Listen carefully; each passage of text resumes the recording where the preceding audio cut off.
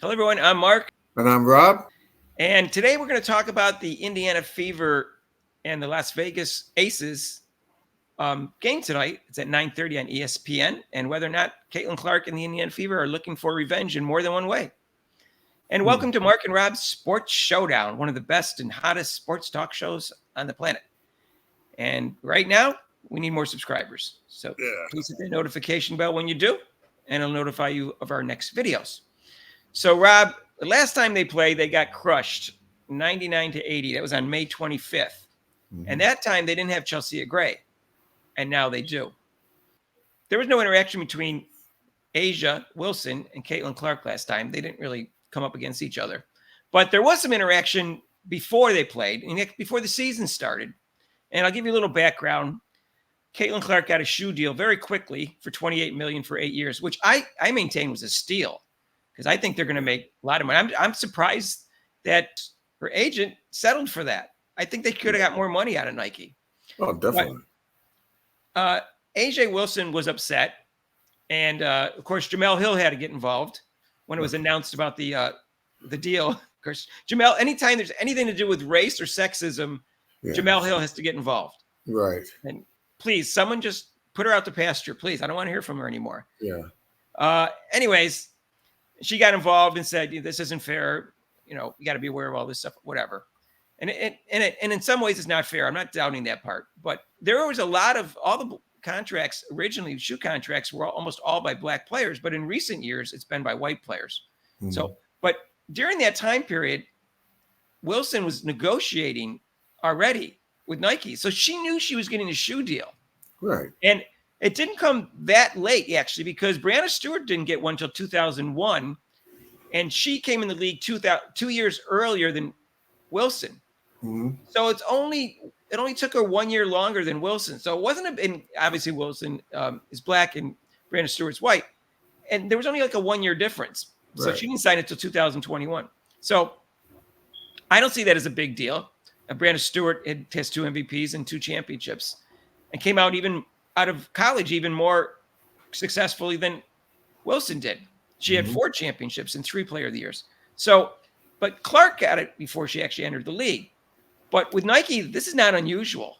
This is not really, I mean, everybody knows who Michael Jordan is, and that's how they made their name. LeBron and other players have gotten, so this is not unusual that rookies get it. So to think she just got it because she's white, when all the NBA players I just mentioned are all black, I don't see that as being a race thing. I think it was just good business sense because she's the most popular athlete in the country and she's becoming one of the most popular athletes in the world. So, but let's go and just quickly what she said, and I'll go over it. She was talking about Caitlin Clark and getting the shoe deal and about race. And she said, I think it's a huge thing. I think a lot of people may say it's not about black and white, but to me, it is.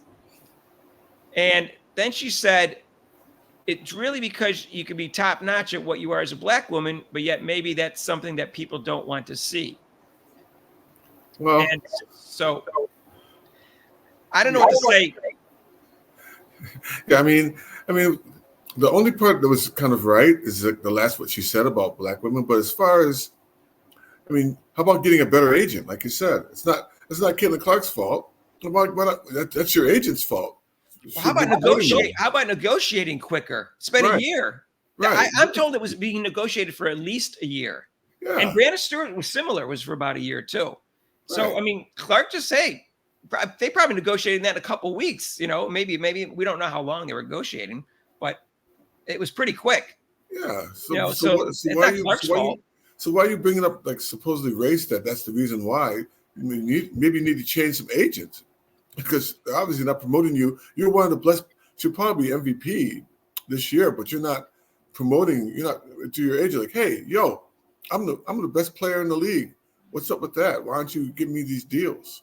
Well, I showed you it was very similar between her and Stewart, and one's white and one's black. So there's only like a 1 year difference. They were in the leagues for like 9 years and 7 years, So it wasn't a big deal. Stewart didn't get it coming out of college.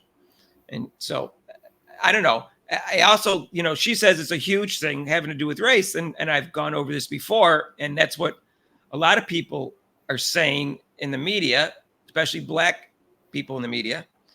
And I maintain that there's absolutely no truth to that whatsoever, that it's a huge thing. In fact, there's no evidence of that whatsoever. And I've given you Brianna Stewart, since she's in the conversation, she didn't move the needle at all. And she didn't get the shoe deal for another 7 years. And the attendance didn't go up, publicity didn't go up, and TV ratings didn't go up when she came into the league. So I think that was disrespectful to Caitlin Clark for saying that, because I think race is only a small factor why she's popular. The main reason she's popular, as we all know, is because she's very good and because she's very exciting. I mean, Kelsey Plum came into the league and she's very attractive and she didn't even move the needle and she's white. So I don't think that's a good argument by A'ja Wilson. And also what happened after that is, as soon as Caitlin Clark got the shoe deal, she benefited from it because she got a Carjack commercial and she also got a Gatorade commercial. So to be salty towards Clark when her popularity got her 2 endorsements, I think that's kind of small of her. I don't know, Rob, what you think? Yeah, I mean, I agree with you. It's just that, unfortunately they bring race into it. And I think it's starting to settle down a little bit more during the year. But in the beginning, it was just like that. It was kind of just blatant hate. And I don't know why that was happening. But let's get back to the game. Wilson, yeah. I wonder if Wilson was going to pull what Taurasi and Grayner did. I mean, would she greet her? Would she recognize her, or would she just blow her off? Well, let's see. Also, Chelsea Gray's on the team now. And so last time they played, by the way, as you probably know, if you're a Clark fan or an Indiana Fever fan, Chelsea Gray was injured. And now she's playing. And she has the first 2 games she didn't start, but now she's starting, and she's played 4 games and started in 2. So are the Fever going to step up like they did last game against Phoenix? They're definitely, they're not the favorite. I think it's 17 point. Since in Vegas, the odds makers make it 17 point. Right. So I mean, I think the Fever, if they come out and play like they did in Phoenix, it'll be a good game because the Aces are starting to gel. They were not doing that well, but now they're really playing very well, like they were champions. Yeah, and just one other statistic I want to give you about Chelsea Gray. That was her career assist and turnover ratio. Last year, she's obviously in her prime, she had 7.3 assists and only 2.5 turnovers. So if you're a Clark fan, you need to at least look at that when you say who's the best point guard in the league. That's almost a 3-to-1 assist to turnover ratio, which is outstandanding. Right. Usually the WNBA guards, there are between 2 and 3. Only John Stockton is above that, and that's 3.75. Mm-hmm. So yeah, she's a premier guard. That's why she was picked for the Olympic team. So she's a premier point guard. So that's something for Clark to shoot for. I don't think she's ever going to be a 3-to-1 person because she has some high risk, high reward passes, but she needs to get it up to 2-to-1. Right. And she was near that in college, but now she'll get there eventually. As soon as her teammates start catching the ball, that will help. Well, catching it and not missing easy bunny shots, easy layups. That would help too, I know obviously it's better easier, I should say, for Chelsea Gray to have better numbers in those 2 categories because she's playing for a much better team and much better teammates. So I will be interested to see if Chelsea Gray and Caitlin Clark cover each other. So, since they're the 2 best point guards. Jackie Young. I think Jackie Young was on her last time, I think. Right, but that's because Jackie Young is better defender, so she's probably going to have Jackie Young on her again. But we'll find out whether or not that happens, and we'll see. I mean, according to Coach Sides, Wallace is a lockdown defender, so she can cover Chelsea Gray and cut down on her assists. Wallace couldn't cover me, and I'm 2,000 years old. She couldn't cover me. So I think Boston was covering Wilson last time. Yeah. We'll see if that happens.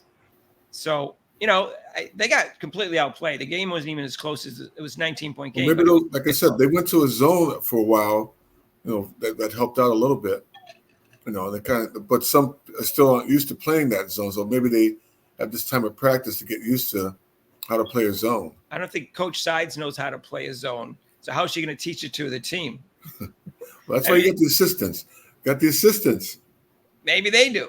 Maybe if we get Rob in there, we can get a nice zone going. Jim Boeheim's retired. I watched Syracuse basketball most of my life, so he can come in for a week and teach him the zone because Coach Sides doesn't know his zone. No clue.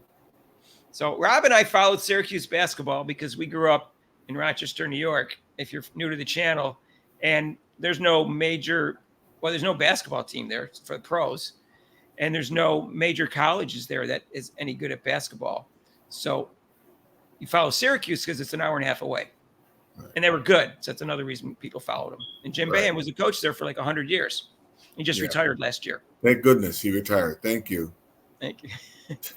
Anyway, so I'm looking forward to the game. I think the Fever's playing better. And unfortunately, the Aces need a win because they were champions last year. So the Aces need a win too because they're only 10-6 and they're in 5th place and they're 4.5 games out of first. And they were in first last year. Obviously, the record's not as good because Chelsea Gray was injured. But they're not going to give this game away, and this is an away game, and so it's going to be a tough win for the Fever. But I'm pulling for them. Let's see what happens.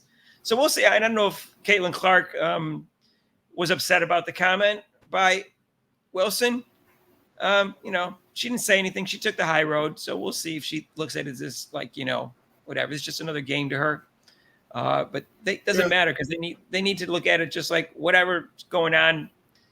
All the drama, just need to go play this game and win it and just play as a team. I think the Fever would do better than last time because they were on that long road trip and the Aces were that was like their last game on that grueling schedule, the road trip. So I think because the Fever will be a lot more rested than last time, they'll give them a little more competition. Right.